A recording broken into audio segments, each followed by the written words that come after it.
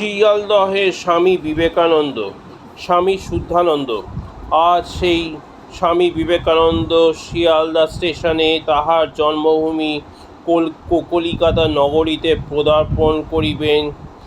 আজ তাহার শ্রীমূর্তি দর্শনে চক্ষুকর্ণে বিবাদভঞ্জন হইবে। তাই প্রত্যুষে উঠিয়া শিয়ালদা স্টেশনে উপস্থিত হইলাম। এই এত প্রত্যুষেই স্বামীজি অভ্যর্থনার্থে বহু লোকের সমাগম হইয়াছে। অনেক পরিচিত ব্যক্তির সহিত সাক্ষাৎ হইল। তাহার সম্বন্ধে কথাবার্তা হইতে লাগিল। দেখিলাম ইংরেজিতে মুদ্রিত 2টি কাগজ বিতরিত হইতেছে।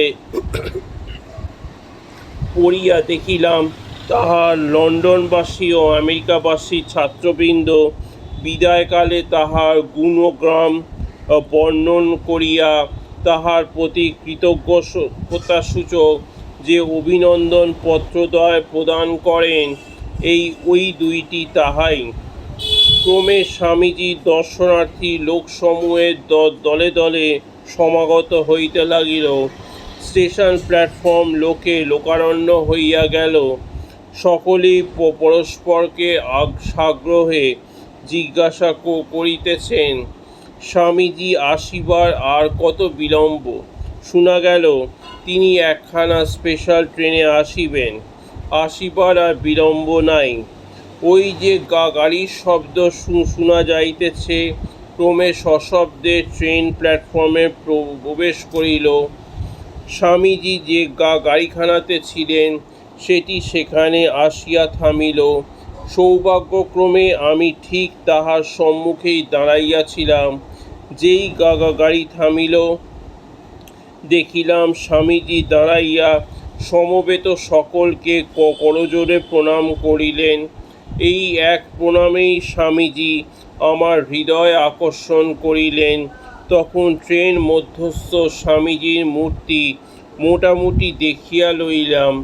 তারপরই অভ্যর্থনা স্বামীজির শ্রীযুক্ত নরেন্দ্রনাথ সেন প্রমুখ ব্যক্তিগণ আসিয়া তাহাকে ট্রেন হইতে নামাইয়া কিছু দূরবর্তী একখানি গাড়িতে উঠাইলেন।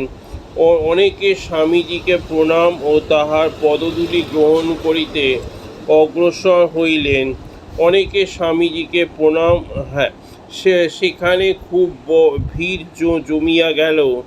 এদিকে দর্শকগণের হৃদয় হইতে সত্যই জয় স্বামী বিবেকানন্দজি কি জয়, জয় রামকৃষ্ণ পরমহংসদেব কি জয়, এই আনন্দধ্বনি উত্থিত হইতে লাগিল। আমিও প্রাণ ভরিয়া সে আনন্দধ্বনিতে যোগ দিয়ে জনতার সহিত অগ্রসর হইতে লাগিলাম।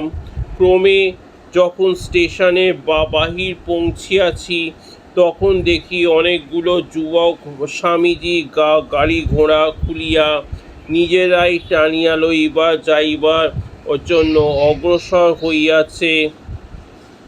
আমিও তাহার সহিত যোগ দিতে চেষ্টা করিলাম, ভিড়ের জন্য পারিলাম না। সুতরাং সে চেষ্টা ত্যাগ করিয়া একটু দূরে স্বামীজির গাড়ির সহিত অগ্রসর হইতে লাগিলাম। স্টেশনে স্বামীজিকে অভ্যর্থনার একটি হরিনাম সংকীর্তন দল দেখিয়াছিলাম। রাস্তায় একটি ব্যান্ড পার্টি বাজনা বাজাইতে স্বামীজির সঙ্গে চলিল। দেখিলাম রিপন কলেজে পর্যন্ত রাস্তায় নানাবিধ পতাকা, লতা পাতা, পুষ্পে সজ্জিত হয়েছিল। গাড়ি আসিয়া রিপন কলেজের সম্মুখে দাঁড়াইল। এইবার স্বামীজি বেশ ভালো করিয়া দেখিবার সুযোগ পাইলাম। দেখিলাম তিনি মুখ বাড়াইয়া কোনো পরিচিত ব্যক্তির সহিত কথা কহিতেছেন। মুখখানি কাঞ্চন বর্ণ, যে জ্যোতি ফুটিয়া বাহির হইতেছে, তবে পথের শান্তিতে কিঞ্চিৎ ঘর্মাক্ত মলিন হয়েছে মাত্র। 2খানি গাড়ি, একটিতে স্বামীজি এবং মিস্টার ও মিসেস সেভিয়ার। মাননীয় চারুচন্দ্র মিত্র ওই গাড়িতে দাঁড়াইয়া হাত নাড়িয়া জনতাকে নিয়মিত করিতেছেন।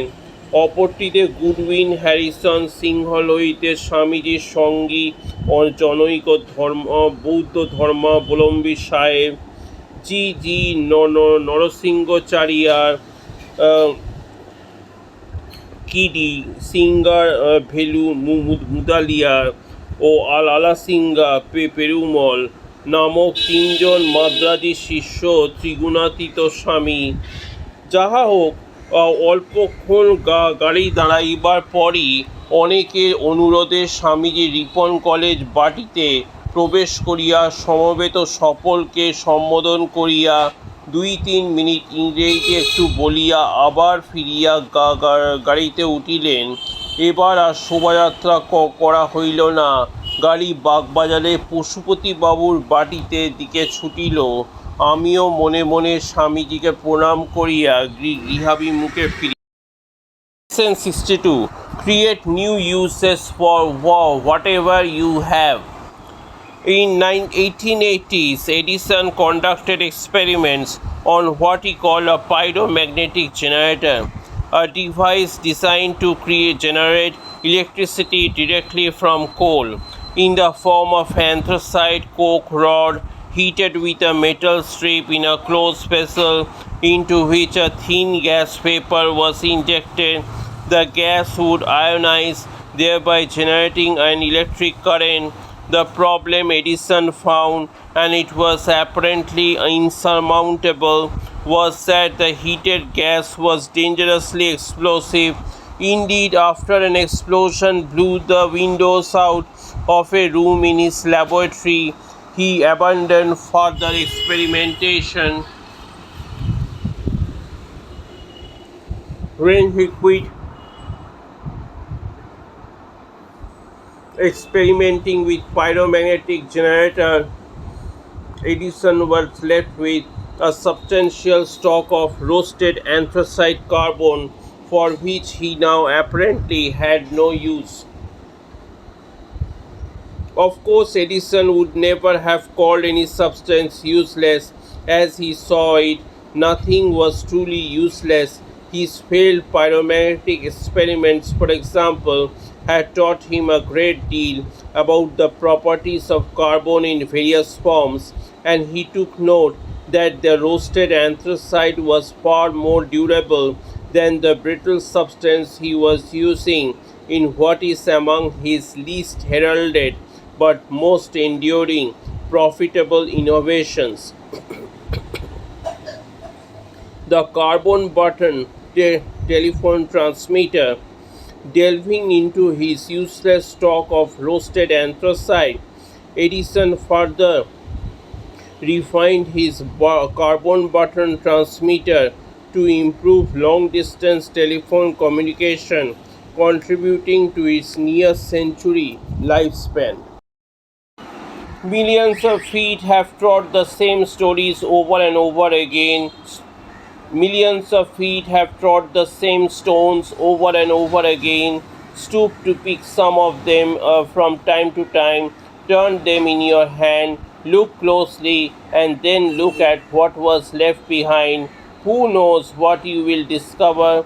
Everything in the world is commonplace and generally useless until someone asks questions, raises doubts, and provokes possibilities.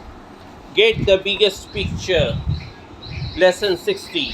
Throughout his creative life, Thomas Edison invented and innovated a dazzling array of devices for converting energy into useful work. Toward the end of his life, he became increasingly interested in energy itself. By the early 1920s, atomic energy intrigued him because he understood its potential as a force, gigantic and illimitable, capable of producing electricity. He believed that could be projected across not only the Atlantic but flung from any part of the world to any other part.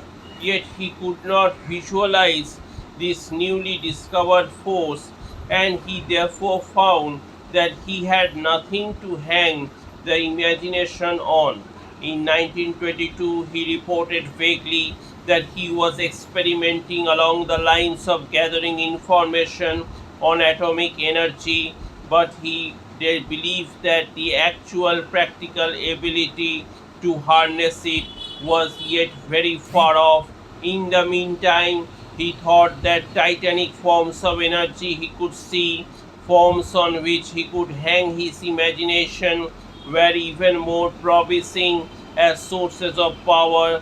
He wrote in 1922 of someday harnessing the motion of the earth as it turns on its axis, sweeps through space, a force that would give us all the light power heat that we want and a thousand times over.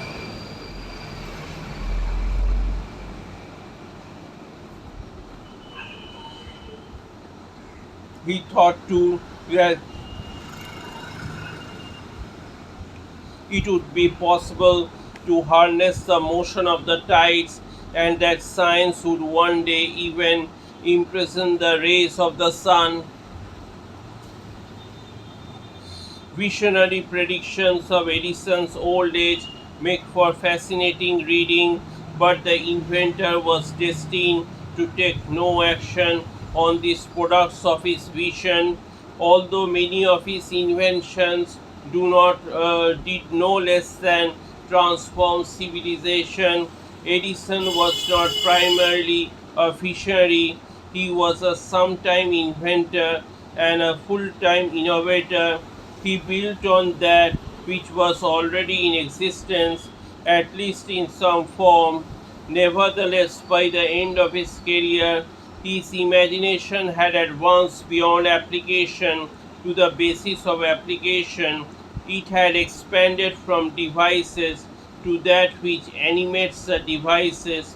Before he died, Thomas Edison took in the bigger picture, the greatest context in which he had labored. To criticize Edison for creating energy transformation devices rather than for working with energy itself is to condemn a human inventor for failing to be a titan. And yet there is an unmistakable poignancy in reading the inventor's old age speculations on energy, the vital source behind all that he had achieved. There is a strange sensation that Edison's incredible life of invention had finally come to its epiphany, its great revelation, but the moment had arrived belatedly. In this sense, even the highly successful professional life of Edison is a cautionary tale. Better to take in the bigger picture earlier in career than later. Lesson 68: Genius is 1% inspiration and 99% perspiration. In this, the most famous and most hackneyed of these pronouncements, Edison meant to say that so-called genius is mostly an appearance created by hard work, but there is more to it. What happens when the innovator gives free rein to that I 1% that is inspiration? It is hard to say. The fact is that Thomas Edison rarely did it. Typically, this inspiration began with an analogy to the familiar or an outright adaptation of existing technology and traditional process. Typically, he innovated rather than invented, improving what already existed rather than creating entirely anew. But when at the beginning of the 20th century he embarked on a radical new design,